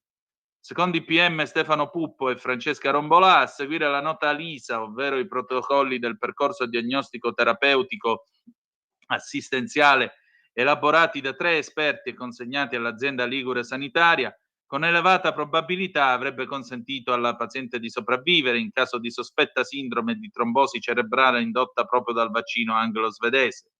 Jacopo Macri, avvocato della mamma e della sorella della giovane, il padre era morto pochi mesi dopo quella tragedia, aveva dichiarato: Camilla si poteva salvare se fosse stato utilizzato un percorso terapeutico diverso da quello che è stato seguito. Però il GIP ha deciso diversamente. Non ha ritenuto che l'allora primario del pronto soccorso, i medici di turno la sera del primo ricovero e il mattino seguente, il neurologo, il medico che aveva firmato la cartella clinica dovessero essere rinviati a giudizio per omicidio colposo. Questa ancora una volta grazie alla riforma Cartabia, in base alla quale non va esercitata l'azione penale se non è possibile formulare una ragionevole previsione di condanna. Il giudice ha sì ritenuto non contestabile che la possibilità di diagnosi della trombosi venosa poteva e doveva essere effettuata con TAC con liquido di contrasto, in quanto una TAC senza liquido di contrasto non sarebbe stata in grado di rilevare la situazione. Invece al pronto soccorso si limitarono alla semplice metodica di diagnostica per immagini, nonostante l'angiotac fosse indicato come appropriato in sospetta vit, pure nel documento AIFA del 26 maggio del 21, che era stato diramato anche alla dottoressa Paola Truglio, primario del pronto soccorso, annota Pastorini. Però per il giudice andava accertato se, con esame e terapie corrette, l'evento lesivo sarebbe stato evitato al di là di ogni ragionevole dubbio. Non bastavano le perizie del consulente Luca Tagliana, secondo il quale al pronto soccorso di Lavagna all'epoca dei fatti si sarebbe proceduto secondo l'approccio terapeutico tradizionale e nefasto. Anche se opportunamente curata, una paziente come Camilla avrebbe avuto una sopravvivenza valutata in una percentuale tra l'80 e il 50%, scrive il GIP, o in altri termini una percentuale di mortalità dal 50 al 20.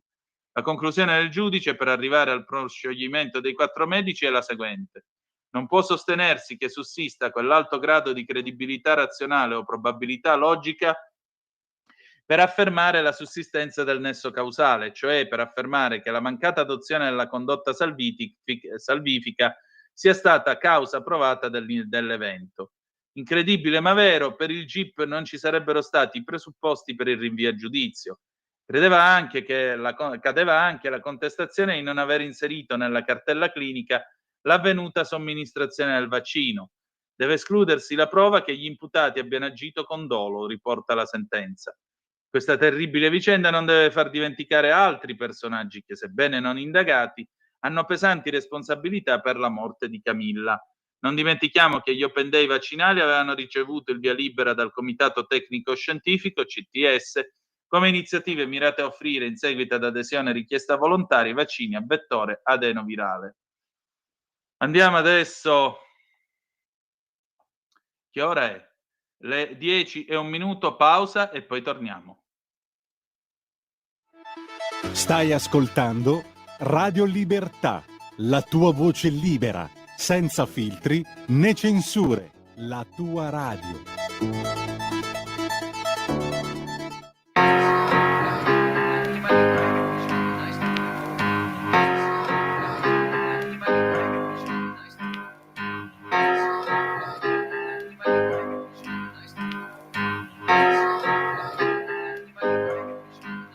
We've come a long, long way together, through the hard times and the good. I have to celebrate you, baby. I have to praise you like I should.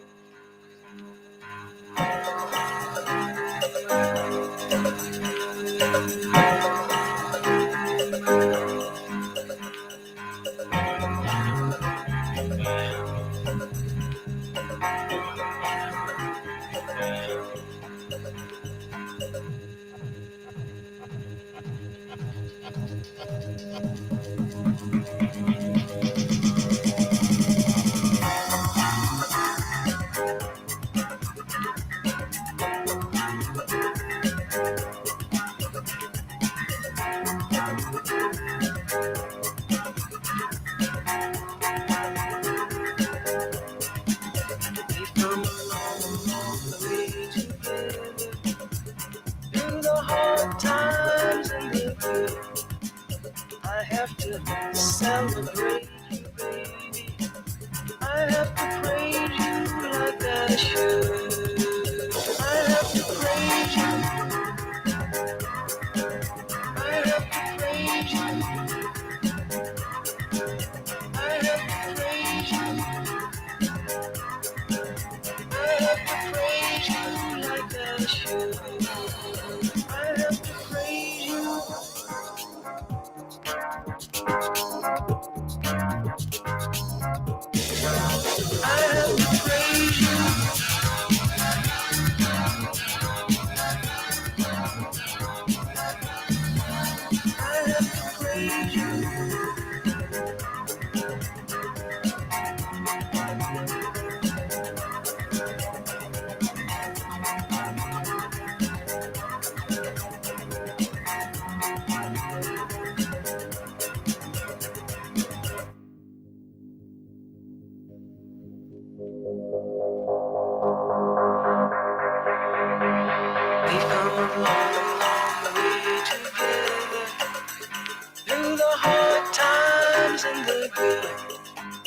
I have to celebrate you, baby.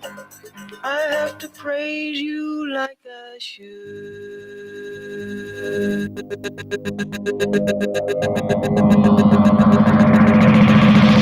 I have to praise you. I have to praise you. I have to praise you. I have to praise you.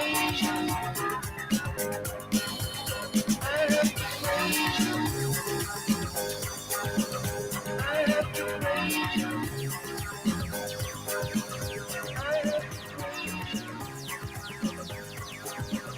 I have to praise you like I should.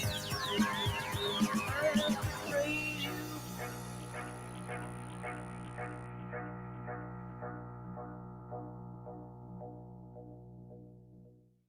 E allora alle 10, 5 minuti e 42 secondi sulle magiche onde di Radio Libertà. Antonino Danna al microfono con voi per questa rassegna stampa. Io prima di riprendere ho un annuncio da fare per voi. Da domani, oggi non ci sarà Onda Libera, ma da domani d'intesa con Giulio Cainarca noi commetteremo un'altra delle nostre malefatte, cioè dalle 10:35 fino alle 10:39, quindi 3-4 minuti, non di più. Nel corso dell'Onda Libera ci sarà una rubrica che sarà condotta dal sottoscritto, la supposta. Cioè ciò che io suppongo della giornata, la sintesi estrema, la pillola di supposizione su ciò che è l'essenza del giorno dopo aver letto i giornali. Quindi da domani, dalle 10:35 in poi, nell'Onda Libera di Giulio Cainarca, che per il momento sostituisce Auto da Fe, ci sarò io, con me ci saranno anche Monsignor Aspreno Monopoli, il perito Passaquindici e il maestro Puzzello a offrirvi la supposta del giorno, anche perché, come diceva Totò, ci sono cose vere e cose supposte. Se le cose vere le prendiamo in un certo modo, le supposte dove le prendiamo? Ecco, lascio a voi questo interessante interrogativo. Non perdete la supposta da domani in diretta da Vibo Valencia, niente di meno, all'interno di Onda Libera con Giulio Cainarca, Donna Spreno Monopoli, il perito Passaquindici e il maestro Puzzello. Allora torniamo a noi, 3 cose e poi apriamo il telefono allo 0292947222. Facciamo questo patto, vi va? Dunque, lite sui soldi ai parenti defunti, siamo sulla verità, sono state prosciolte a Bergamo le sorelle Cassandra e Consuelo Locati. Il capo del comitato aveva querelato per un post di critiche sull'intesa per i risarcimenti. Il 9 agosto scorso il Tribunale di Bergamo ha messo la parola fine al procedimento penale che vedeva imputati gli avvocati Consuelo e Cassandra Locati, accusate di diffamazione da Claudio Calzoni. Per l'esattezza sulle colonne della verità, già Patrizia Floderreiter aveva trattato la questione, intervistando la diretta interessata. Come mai è stata querelata? Chiedeva, e Locati rispondeva, per un post che avevo fatto su Facebook nell'agosto del 22, durante la mia campagna elettorale, e che venne interpretato come attacco personale. Gli ho chiesto più volte di spiegare questo comportamento, il perché di un simile allontanamento, ma non mi ha mai risposto. Tutto era iniziato anni prima, quando l'eco della pandemia di Covid-19 e le morti avvenute nella provincia di Bergamo avevano dato vita a una combattuta battaglia civile.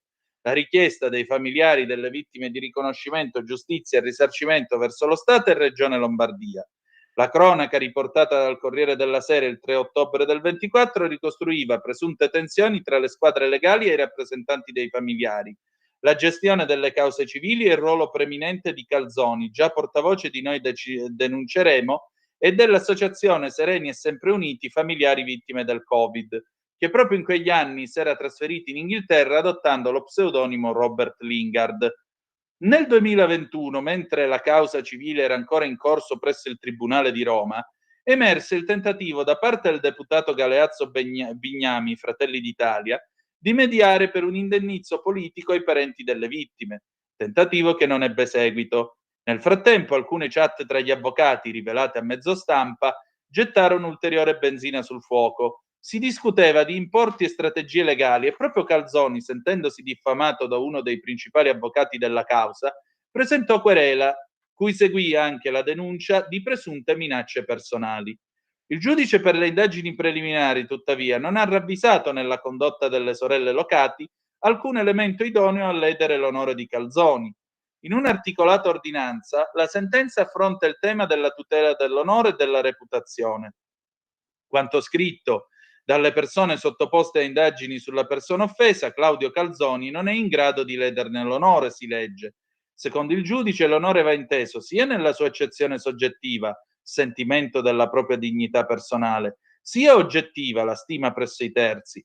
Ma non ogni dissenso o accusa effettiva reca di per sé un vulnus giuridicamente rilevante.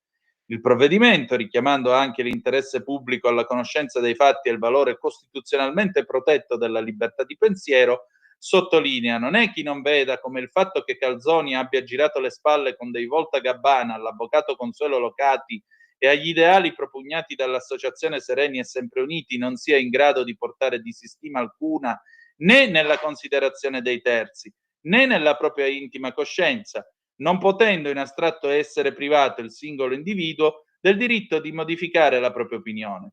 Di fatto, il diritto dell'individuo a cambiare idea o percorso associativo, prosegue il giudice, non può costituire disdoro né ledere la reputazione sociale. Nessun discredito, nessuna diffamazione, solo il normale esercizio del libero pensiero e delle prerogative connesse al ruolo di rappresentanza e difesa che avvocati e associazioni hanno esercitato negli anni. Andiamo adesso sul Fatto Quotidiano, siamo alla penultima notizia che io vi voglio dare, siamo a pagina 9, fatevi il segno della croce assieme a me, perché è stato firmato il contratto del ponte, Webuild ora le sue penali. Stretto di Messina Spa ha affidato la costruzione al consorzio guidato da Salini. Non completare l'opera ci costerà centinaia di milioni, quindi sì ponte, mi raccomando. Il contratto è stato firmato, lo conferma la Stretto di Messina Spa. Lo scorso 5 agosto la società del ponte ha messo nero su bianco l'affidamento al consorzio Eurolink della progettazione definitiva e della realizzazione della grande opera, quantificando le penali in caso il ponte non si facesse più. Un atto firmato prima ancora della pronuncia della Corte dei Conti e della conseguente pubblicazione in Gazzetta Ufficiale della delibera del CIPES con cui il governo ha dato il via libera all'opera. Un'accelerazione che fa insorgere chi le si oppone. È la riprova che procedono per forzature, mostrando una totale indifferenza per le procedure, dice Angelo Bonelli dei Verdi. Mentre per Aurora Notarianni, l'avvocata che da anni segue i contenziosi contro il ponte per conto del WWF, non può essere valido nessun contratto che preveda nuove penali se prima non si rinuncia alle precedenti. Cosa prevede questo contratto? In caso di blocco dei lavori per responsabilità di Stretto di Messina, scrive in una nota la stessa società, ovvero nel caso di recesso da parte della società, la misura della penale che sarebbe applicata è pari al 5% dei lavori non eseguiti fino a un massimo dei 4/5 del valore del contratto. Si tratta della metà del valore, 10%, previsto dall'articolo 123 del Codice Appalti. A ulteriore tutela dell'interesse pubblico, l'atto prevede penali anche a carico del contraente generale in caso di inadempimenti contrattuali che possono arrivare a superare ampiamente il €1.000.000 per ogni giorno di ritardo, oltre a una cauzione di oltre 650 milioni di euro a garanzia degli impegni presi da Eurolink. In sostanza, se la Corte dei Conti approva la delibera del CIPES, lo Stato italiano si impegna a pagare massimo 400 milioni di euro nel caso l'opera non si faccia. Questo è quanto sostiene la Stretto di Messina Spa, anche se per chi si oppone all'opera la penale potrebbe lievitare assieme al costo finale. Infine andiamo a vedere l'immenso Cipollini su Il Giornale a pagina 17. Ecco qua, non perché io mi senta come il visconte Cobram, non, non è per invitarvi a fare 1200 chilometri in bicicletta fino a Pinerolo, però ammetto che ho sempre sentito il fascino del ciclismo. Il pallone non me ne frega niente, per carità. ma ammetto che l'idea dell'uomo in bicicletta che sfida il suo destino, com'è che si disse di Fausto Coppi sull'Iso Hard, un uomo solo è al comando, la sua maglia è biancoceleste, il suo nome è Fausto Coppi. Quando io ho incontrato di persona la Jeep che faceva da ammiraglia in quel tour a Fausto Coppi e che è nella foto in cui lui viene definito l'uomo solo al comando, che è un Alfa Romeo matta di colore beige, che ancora c'ha i buchi sullo chassis dove si montavano le rastrelliere per tenere le biciclette del campionissimo. Vi garantisco che è stata una grandissima emozione, grandissima. Immenso Coppi, anche se io sono più per Bartali, però è stato un uomo immenso Fausto Coppi.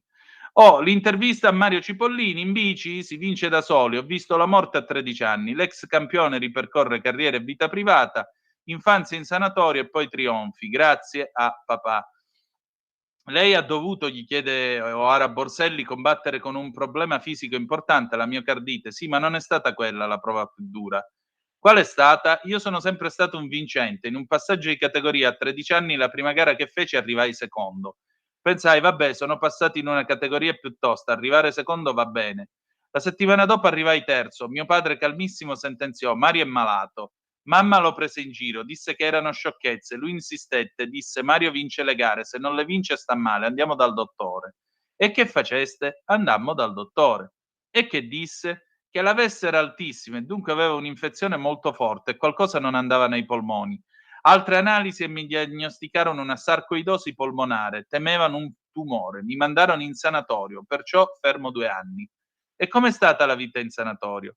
A 13 anni sei un bambino in un sanatorio solo con tutte persone anziane e io la notte sentivo che un'altra persona era morta e poi un'altra. Facevo amicizia con delle persone e il giorno dopo non c'erano più. Ha pensato basta bici? No. Il professor Quilici dopo 2 anni mi diede il via libera e mi disse vedrai che un giorno metterai la maglia gialla, quella del tour. E io un giorno riuscii a prenderla. Il ciclismo le ha dato anche ricchezza, fama, vita da VIP. Ho vissuto per 15 anni nel Principato di Monaco, sono stato figlio del benessere. Giravano i soldi, le feste a Monte Carlo, le cene, però a me tutto questo non piaceva, me l'imponevano i manager. Non si sentiva invincibile? No, il cuore della mia morale resta la bici. E bici è sacrificio, è disciplina e rigore. La bici, se non parti alle 8 di mattina e t'alleni, tu non vinci. La bici non è il calcio. Nostalgia del mondo contadino? Più passa il tempo e più l'idea di avere una casetta e un pezzo di terra si fa ancora strada. Va ancora in bicicletta? Oggi ho fatto 180 km, 5.300 calorie. Ho 58 anni, quando salgo il parco dell'Orecchiella supero 2 colline, un panino al prosciutto in Garfagnana mi sento soddisfatto. Quest'uomo è un eroe. Va bene, abbiamo finito. Io tolgo la condivisione schermo. Da questo momento il telefono è aperto allo 0292947222 se avete voglia di essere dei nostri in questa bella rassegna stampa di oggi, martedì 19 di agosto alle 10:18 in questo momento. Abbiamo ancora 12 minuti per arrivare al finale, ci saluteremo con una canzone scelta dalla Gatta Sociale, ma la trovate su Facebook, The Beatles Now and Then del 2023. Ma c'è la telefonata, pronto chi è là? Pronto Danna? Sì, buondì. Sì, buongiorno Scarlett. Ascolti, io volevo dire due cose. Ieri c'è Prego. stato il bilaterale Zelensky-Trump, no? E a un certo Sì. punto si parlava di armi, fornitura, invece di pace, e Zelensky se ne viene fuori che ha bisogno dei Patriot perché ne hanno urgente bisogno. Ma scusi, ma non è andato lì per la pace lui? Di che cosa parla? Poi un'altra cosa, la Meloni se ne è uscita fuori con l'articolo 5 della NATO, che pur non facendo entrare l'Ucraina nella NATO, però si dovrebbe fare in modo che se viene attaccata praticamente è come attaccare uno Stato della NATO. Ma la Meloni sta bene? Cioè la Meloni ormai ci ha fatto cadere le braccia, perché da quando è stata eletta nel 22 aveva promesso delle cose. Ora praticamente se ne viene, non so, c'è qualcosa nell'aria che quando uno diventa governatore viene sottoposta a una pressione da qualcuno. Ok, allora io ho 30 anni che voto Lega. Se la Lega resta ancora con la Meloni, con la destra, io non voto più Lega. Va bene, grazie mille. Prego. Quello che vota lei è affare suo e siamo in democrazia, grazie a Dio, quindi è una sua decisione personale e nessuno ha il diritto di entrare in questo campo. Sì, l'ho visto anch'io quel passaggio in cui Zelensky parlava dei Patriots, Trump ne ha approfittato per ricordare al mondo che i Patriots sono i migliori missili intercettori al mondo. Ma chiedo scusa, nel momento in cui un giorno sì e una notte pure Putin ti tira missili su missili sulle case e t'ammazza i civili, cosa dovremmo fare per avere la pace? Accettare che vengano rase al suolo le case e non provare nemmeno a intercettare i missili? Cioè, mi sembra lo stesso ragionamento come quando l'Iran tirava i missili contro Israele. Israele cosa dovrebbe fare? Non dovrebbe far funzionare l'Iron Dome e quindi Tel Aviv la potremmo ridurre a parcheggio perché se no non arriva la pace? Mi sembra un po' un controsenso. C'è una guerra in corso, le parti non vogliono che ci sia un cessate il fuoco per cominciare a parlare di pace, ci saranno ancora incontri, ci saranno ancora discussioni, ma la guerra nel frattempo continua e questa purtroppo è la sua drammatica realtà. Probabilmente Putin spera in queste 2 settimane che restano più o meno alla fine del mese di agosto, spera di riuscire a conseguire una qualche vittoria che gli permetta di dire ormai la situazione è questa, o la accetti o la accetti. In bocca al lupo, non lo so se ce la farà. È altrettanto vero però che una nazione come la Russia, che insomma doveva fare sfracelli, doveva conquistare questa e quella, addirittura erano partiti in guerra senza portarsi appresso le ambulanze e le salmerie e hanno dovuto abbandonare i carri armati in mezzo alle campagne perché erano convinti che in 3 giorni arrivavano a Kiev. Insomma, non mi pare che tutta sta potenza militare o comunque tutta sta capacità tattica strategica ce l'abbiano i generali russi. Andiamo avanti con l'altra cosa, la Meloni. La Meloni che cosa dovrebbe fare in tutto questo? Il governo che cosa dovrebbe fare? Cosa dovrebbe fare? Dovrebbe semplicemente dire vabbè, noi ci facciamo i fatti nostri e facciamo il paese non allineato. Ma noi non siamo più nel mondo della guerra fredda e il mondo sta ridisegnando i suoi blocchi, quindi o ci sei e provi a dire una mezza parola o subisci la storia quando la storia arriva. E la scelta è tutta qui. Abbiamo un'altra telefonata, pronto chi è là? Ciao Antonino, sono Marco da Mantova. Caro Marco, buondì, dimmi. Buondì a te. Ma è arrivato il fresco a Milano? Ma neanche per idea. Ah, ecco, allora non sono qui io che sono a Mantova, che sono matto, cioè dov'è sto cavolo di fresco? Vabbè, speriamo indomani che non faccia troppi danni. Sì. Veniamo al punto. Allora, la Russia ha sostanzialmente dimostrato di non essere quella potenza militare la cui nomea veniva propagandata da decenni, ma si è visto anche in Afghanistan. Cioè quindi non sarebbe in grado, e poi voglio vedere come farebbe mai una Russia che non è capace in 3 anni e mezzo di piegare l'Ucraina ad invadere l'Europa. Vabbè, comunque al di là di questo, la Meloni deve stare con un piede in 2 scarpe, perché l'Italia deve rimanere all'interno dell'Unione Europea, perché altrimenti la BCE non ci compra i titoli di Stato e falliamo, ma allo stesso tempo deve stare, o comunque è allineata con Trump, e noi sappiamo che il peggior nemico di Trump è l'Unione Europea, perché l'Unione Europea rappresenta ancora quella idea di globalizzazione alla Clinton-Blair degli anni 90, che ha portato la Germania a diventare quella potenza egemonica europea grazie all'accordo con la Cina. Trump vuole distruggere, secondo me, o perlomeno vuole riallineare la globalizzazione in una maniera che possa riportare un po' di equità a livello internazionale. Quindi questo è quello che penso io. Il peggior nemico di Trump in questo momento per la pace in Ucraina è l'Unione Europea, che sostanzialmente non la vuole, perché appunto si oppone ad un ridisegno del mondo che sta cercando di fare Trump, nel bene o nel male, perché Trump non è un santo. Trump è stato eletto per fare di nuovo grande l'America e quindi lui persegue il suo obiettivo. Bisogna vedere cosa vuole fare l'Europa. Secondo me l'Europa sta guardando alla Cina, perché poi alla fine la Presidente dell'Unione Europea è tedesca e il cancelliere Merz è un suo collega di partito e ovviamente non è fondamentalmente obiettiva. Basta, penso di aver completato il tutto. Ciao Antonino, grazie. Grazie a te. Ancora altre 2 telefonate. Pronto, chi è là? Buongiorno, Pronto? signor Antonino, Lisetta. Oh, Lisetta cara, buondì. Allora, buongiorno. Benvenuta. Oggi volevo parlare un po' della NATO, signora, perché secondo me è alla svolta. Allora, secondo me sempre a guidare la corsa è la Germania, che ha annunciato che sarà il 3,5% entro il 2029. Questo vuol dire, signor Tonino, che Berlino passerà da 90 miliardi di investimenti per la difesa quest'anno a 162 nel 2029. Ed è una bella cifra.